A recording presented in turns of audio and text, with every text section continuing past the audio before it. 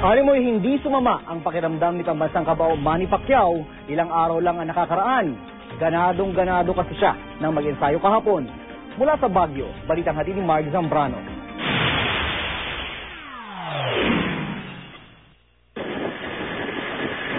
Tinakbo ni Manny Pacquiao kasama si WBA welterweight champion Amir Khan, dating WBC light flyweight world champion Rodel Mayol, conditioning coach Alex Arriga at ilan pang miyembro ng Team Pacquiao ang bulubunduking village na Santa Lucia. Hindi inanda ni Pacquiao ang nipis ng hangin. Nakuha pa nga niyang payuhan si Mayol. Tatlong suntok, apat. Paliwala lang tayo. Sa closed-door session naman hindi rin nag-relax ang 7th Division World Champion. 18 round ang meet namin.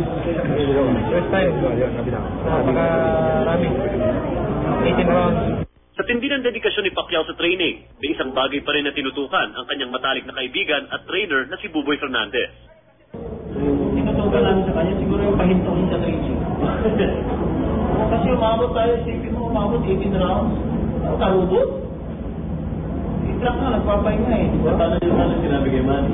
Hindi binulungan ko na dandahan lang. Kasi medyo malayo pa ng konti, at saka mahirap yung masunog. Mula rito sa Baguio City, Mark Zambrano, GMA News.